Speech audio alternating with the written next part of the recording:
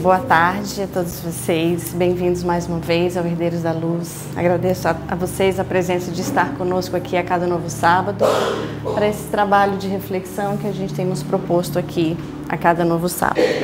O tema da nossa palestra hoje são praticamente desdobramentos do que o Lucas trouxe para a gente na semana passada. O objetivo do nosso trabalho hoje é 70 vezes 7 e o tempo do perdão. Nos diz o Evangelho de Mateus que, certa feita, Pedro se aproximou do Cristo e fez a seguinte pergunta a ele: Mestre, quantas vezes eu deverei perdoar o pecado do meu irmão contra mim? Até 7 vezes? A gente observa que nessa ocasião, Pedro faz a pergunta e ele mesmo responde como se estivesse buscando a validação do Mestre sobre aquele ponto de vista que ele estava colocando para a gente. O Mestre Jesus, sempre compassivo e contemplativo, como que compreendendo que as suas palavras seriam reescritas e reinterpretadas 2000 anos após a sua estada aqui na Terra, responde categoricamente: não digo até 7 vezes, Pedro, mas até 70 vezes 7 vezes. Nos parece muito claro hoje que o Mestre não pretendia restringir a interpretação da sua palavra à quantidade de vezes em que deveríamos exercer o perdão em nossas vidas. Talvez quisesse o Mestre nos induzir a importantes lições sobre a qualidade do perdão que podemos oferecer ao outro ao longo da nossa jornada. E não nos enganemos, meus irmãos. Ninguém vai passar por essa vida sem ser magoado, sem magoar alguém. E quando a gente fala do perdão, nós podemos ocupar 2 posições possíveis nesse contexto. A primeira posição é a posição de quem tem o poder de conceder o perdão ao outro. A segunda posição é a posição de quem tem que pedir o perdão. E a gente sabe muito bem que nenhuma delas é fácil. Nenhuma dessas posições é fácil. Mas o mais importante nesse contexto é nós estarmos atentos para 2 coisas. Primeiro, para que a nossa vaidade não nos induza a pensarmos que porque o outro errou conosco, nós somos moral e espiritualmente superior a ele. Da mesma forma, quando estamos na posição de quem tem que pedir o perdão, estejamos alerta para que o nosso orgulho não nos induza a pensar que pedir desculpas ao outro por um erro cometido nos rebaixa moral e espiritualmente em relação a ele. E quando eu penso nesse tema do perdão, em estarmos aqui 70 vezes 7 vezes, muitos outros princípios do Evangelho de Jesus me induzem a uma reflexão um pouco mais profunda. O primeiro princípio é o seguinte, que sempre há um tempo para tudo sobre o céu. É como se o Cristo quisesse nos dizer que para cada um de nós há um tempo de elaboração do perdão, há um tempo de amadurecimento daquilo que nos feriu, há um tempo de nós ressignificarmos os nossos acontecimentos. E que esse tempo é diferente para cada um de nós. Essa semana eu vi um post muito interessante de uma psicanalista chamada Carol Tchukian, eu acho. E ela disse que o tempo psíquico é diferente do tempo cronológico. Que o nosso tempo de elaboração é diferente para cada um de nós e nem sempre o tempo psíquico caminha com o nosso tempo cronológico. O próprio Evangelho de Cristo nos diz isso. Vejam que Pedro estava na fase dos 7 vezes. Já Cristo Jesus estava na fase dos 70 vezes 7 vezes, nos dando a impressão de que há uma escala espiritual na nossa possibilidade de pedir e de ofertar o perdão ao outro, nos dando a entender que realmente é um caminho que a gente pode seguir à medida que a gente amadurece. O segundo princípio nos diz: amarás o teu Deus de todo o teu coração, de toda a tua alma, de todo o teu entendimento e ao próximo como a ti mesmo, nos dando a dimensão de que o auto-perdão também é importante. Nós precisamos nos desculparmos pelos erros que cometemos. Às vezes, como nos colocou o Lucas na semana passada, através da nossa cegueira espiritual, que não nos permite enxergar um pouco mais além. Nós precisamos nos perdoar pelos nossos próprios erros. Aliás, devemos nos perdoar por ainda não conseguirmos perdoar o outro. O auto-perdão é um ato de amor, de autocuidado com você também. O segundo princípio nos diz: reconcilia-te com teu inimigo enquanto estás no caminho com ele. O que é esse caminho senão a nossa jornada espiritual? Na matéria ou fora dela não há um caminho diferente para a gente senão o progresso espiritual. E quando Cristo nos fala da reconciliação, provavelmente a reconciliação é aquela etapa prévia ao perdão. A reconciliação que permite uma reaproximação, um diálogo fraterno, uma convivência um pouco mais saudável. Mas aqui a gente não vai ser hipócrita a ponto de dizer que o perdão é uma coisa fácil. Muitas vezes a pessoa se reconcilia, mas não perdoa. E às vezes também é possível que a pessoa perdoe e não se reconcilie com o outro. Porque existe uma dinâmica na vida, tantas circunstâncias, nas menores como nas maiores coisas, que impossibilitam essa reconciliação nesse momento. E também está tudo bem. E quando a gente pensa na reconciliação, Cristo nos traz um outro princípio. Sede mansos como os pombos, mas prudentes como as serpentes. A gente precisa pensar que muitas vezes essas pessoas que se comprazem ao mal, as pessoas que se comprazem em nos ferir emocionalmente, psicologicamente, espiritualmente também às vezes. O que a gente pode trazer para essas pessoas no sentido da prudência é mantermos a distância saudável, às vezes, né? O silêncio que edifica a paz nas relações, mas também a postura firme que faz cessar o desrespeito. E por que isso, Elisa?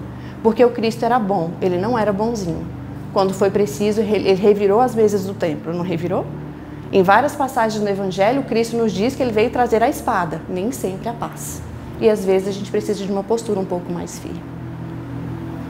O princípio seguinte é: não lembreis coisas passadas, eis que eu farei coisas novas e essas coisas novas estão por vir. Quando a gente consegue trabalhar o perdão na nossa vida, a gente abre espaço para o novo.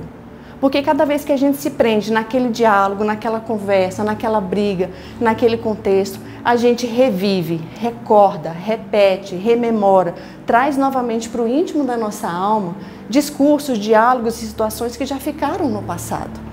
E quando a gente consegue abrir espaço para esse novo, Cristo realiza grandíssimas coisas na nossa vida. Enquanto eu preparava essa palestra para vocês, eu comecei a ler um livro chamado Ressentimento, da Maria Rita Kell, acho que é assim o nome dela. E ela trouxe uma frase que me impactou tão profundamente que eu falei, isso aqui basta para os nossos debates. Ela disse o seguinte, que o ressentido é um vingativo que não se reconhece como tal. Nós podemos sim escolher permanecer nesse ressentimento, revivendo a cada novo instante aquilo que nos feriu. E o ressentimento, ou a gente pode escolher talvez ir à desforra, porque às vezes a vingança imediata traz para a gente aquele alívio emocional, quase que instantâneo. Mas a gente precisa decidir se a gente quer o alívio instantâneo ou se a gente quer trabalhar definitivamente o sentido do perdão nas nossas vidas. E por fim, não menos importante, Cristo Jesus. Pai, perdoa-os. Eles não sabem o que fazem. Nos dando a impressão de que o Cristo, intercedendo por nós desde o momento do seu nascimento até o seu sangue naquela cruz, nos dizendo, Pai, nem sempre eles fazem por maldade, de verdade, nem sempre a gente faz por maldade. Existem as exceções lógicas em razão de transtornos psicológicos, que não é o que a gente vai abordar aqui, mas nem sempre a gente erra por maldade.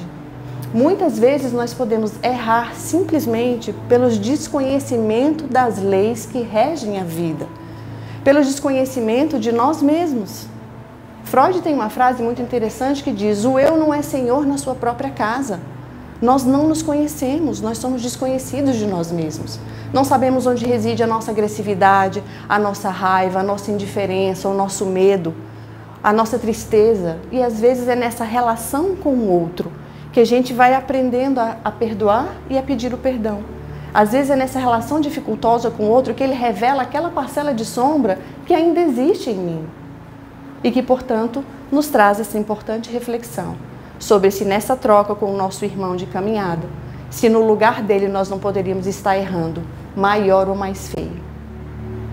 Quando a gente desenvolve um pouco o sentimento da empatia, a gente consegue ter uma visão um pouco mais ampla sobre isso.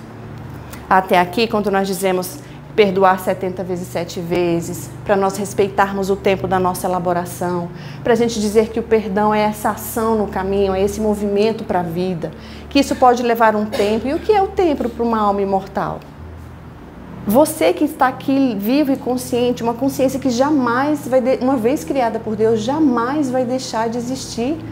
O que é esse recorte temporal que a gente faz da vida para a gente conseguir compreender as nossas dinâmicas, a dinâmica com a sociedade, com a família, com amores, com amigos, com a nossa fé, diante de uma alma que nunca vai deixar de existir. Então, quando a gente trabalha esse perdão, a gente trabalha esse sentido do perdão que a gente sabe que não é fácil. Não é uma tarefa fácil mesmo. Mas até aqui nós temos o conceito do que é o perdão. Mas é importante nós dizermos também o que não é o perdão. O perdão não é aceitarmos, às vezes, as pessoas que ferem os nossos melhores sentimentos. O perdão não é passar pano ao comportamento do outro. Não é ser conivente com o erro, com a agressividade, com a indiferença e aquilo que nos fere profundamente a alma. E aqui eu tomo a liberdade de tomar mais uma frase de Freud, que ele diz, às vezes o perdão, a cura, não vem do esquecer, vem do lembrar sem doer. Então, toda vez que a gente pensar nisso, talvez com o tempo, com essa elaboração e com esses princípios que Jesus traz para a nossa vida, em algum momento a gente consiga retomar aquele diálogo sem que nos aperte o coração. Pode chegar aquele momento que aquela frase que foi mal colocada vem até nós e a gente não fique com os olhos marejados de dor. Pode chegar aquele momento que foi dito a ação, a palavra, às vezes o silêncio, o olhar indiferente, não venha na nossa boca e a gente queira gravar um áudio para a pessoa dizendo um tantão de desaforo para ele. Talvez seja esse o senso do perdão, esse caminho. E talvez quando a gente pense que às vezes o perdão, a cura é a gente conseguir lembrar sem doer, a gente consiga lá na frente talvez rir-se dessa situação, rir-se do nosso irmão, rir-se dos nossos próprios erros e do erro do outro conosco. E é por isso que a gente precisa pensar nessa dimensão de como Cristo Jesus veio nos dar o exemplo, de que o perdão é esse exercício no tempo. Às vezes tem pessoas aqui que vão perdoar em 7 segundos, algumas pessoas em 7 meses, outras em 7 anos, outras nem em 70 vezes 7 reencarnações conseguem avançar nesse assunto. E está tudo bem, porque se há um tempo para tudo sobre o céu, acolhamos também as nossas diferenças na elaboração do tempo do perdão em nós. E sempre que eu penso nesse assunto, ou sempre que a vida me convida a essa reflexão importante sobre o tempo do perdão e esse exercício qualitativo que podemos entregar ao outro, tem uma passagem no livro de Emmanuel que eu gosto bastante, que eu vou tomar a liberdade de ler para vocês. Ele está nesse livro aqui, Calma, pelo Espírito Emmanuel, e ele diz o seguinte: silencia e espera. No tumulto das inquietações da terra, é provável encontres igualmente os desafios que te erigem por testes de compreensão e serenidade no caminho de tantos companheiros de existência. Quanto possível, habitua-te a entesourar a paciência com a qual disporás de suficientes recursos para adquirir as forças espirituais de que necessitarás, talvez, para a travessia de grandes provas, sem risco de sossobro nas correntes do desespero.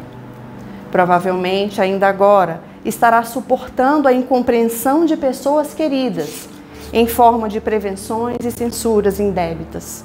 Entretanto, se o assunto diz respeito unicamente ao teu brio espiritual, cala-te e espera.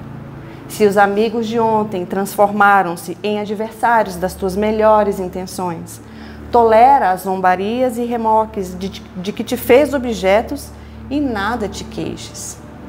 Diante de criaturas que te golpeiem conscientemente a vida, impondo-te embaraços e desilusões, desculpa e esquece, renovando nos próprios pensamentos na direção dos objetivos superiores que pretendas alcançar. E ainda mesmo que agressões e ofensas te firam os recessos da alma, sugerindo-te duros acertos de conta, à face da manifesta injustiça com que te tratem, não passe recibos nas afrontas que te sejam endereçadas e nada reclames em teu favor. Nas piores situações em que alguém te coloque, não te revoltes nem te lastimes.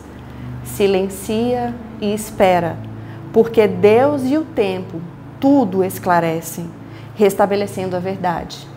E para que os irmãos, enganados ou enrijecidos na ignorância, se curem das ilusões e das crueldades a que se entregaram, bastar-lhes-á simplesmente viver. Vejam a riqueza de detalhes que Emmanuel nos traz. Estejamos nós na posição de quem tem o poder de conceder o perdão ao outro. Estejamos nós na posição de quem tem que pedir o perdão ao outro. Lembremos o que o Evangelho nos diz, que de acordo com a nossa consciência vai nos bastar viver, na matéria ou fora dela, no sentido do 7 ou no sentido do 70 vezes 7. Tiremos sempre o Jesus como esse exemplo digno de amor, de perdão, que vem nos ensinar a lançar um outro olhar sobre a vida e sobre as nossas relações. E compreendamos que o outro é essa dimensão que nos revela, o outro é essa dimensão que revela a nossa parcela de escuridão, e que talvez somente nessa dinâmica a gente possa compreender onde estamos acertando, onde estamos errando e onde podemos melhorar. Então, assim, eu agradeço a vocês por estarem aqui conosco mais esse dia. Vou convidá-los a fechar os olhos, a levarmos o pensamento a Jesus. E neste momento tão sensível ao planeta de uma maneira geral, possamos imantar o sentimento do perdão universal. No mundo que está beirando a terceira guerra, no mundo em que estamos tão suscetíveis às iniquidades pela falta de perdão, que possa Jesus, nosso mestre e guia, nos amparar, nos acolher e nos orientar a cada novo passo.